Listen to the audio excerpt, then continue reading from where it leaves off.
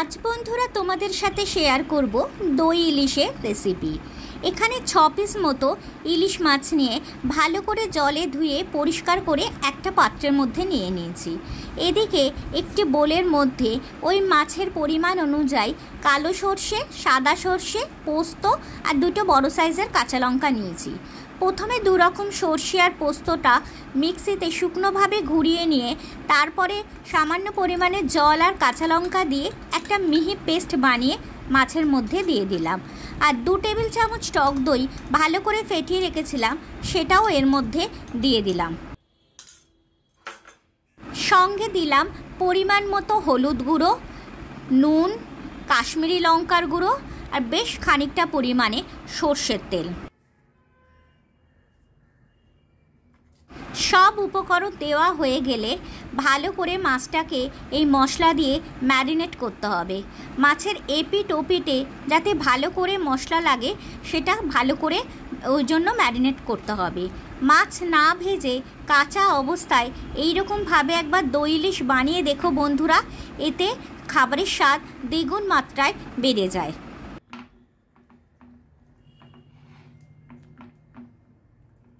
Marinate করা হয়ে গেলে মাছটাকে 15 থেকে 20 মিনিট পর্যন্ত রেখে দিতে হবে। 20 মিনিট পর এবার কড়ায় পরিমাণ মতো সর্ষের তেল গরম করে নিয়ে খুন্তির সাহায্যে এক একটা করে মাছ তেলের মধ্যে দিয়ে দিতে হবে। খুব হালকা হাতে কাজটা করতে হবে যাতে মাছগুলো ভেঙে না যায়।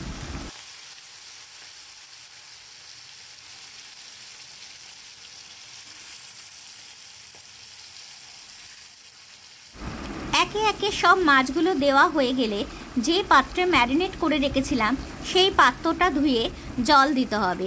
তোমরা তোমাদের গ্রেভি যতটা রাখবে ঠিক সেই পরিমাণ জল ব্যবহার করবে।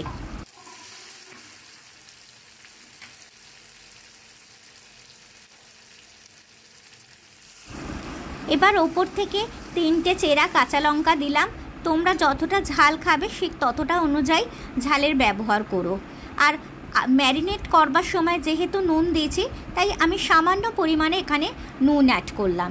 এবার মাছটাকে ভালো করে ফোটাতে হবে। বর্ষার দিনে রবিবার দুপুরে এই রকম এক পদ দিয়েই ভাত সাবার হয়ে যাবে। এরকম ভালো ভালো রেসিপি যদি দেখতে চাও তাহলে প্লিজ আমার চ্যানেলটা সাবস্ক্রাইব করে দিও। সঙ্গে কিন্তু লাইক, কমেন্ট আর শেয়ার করতে ভুলো না। পাশে থেকো বন্ধুরা।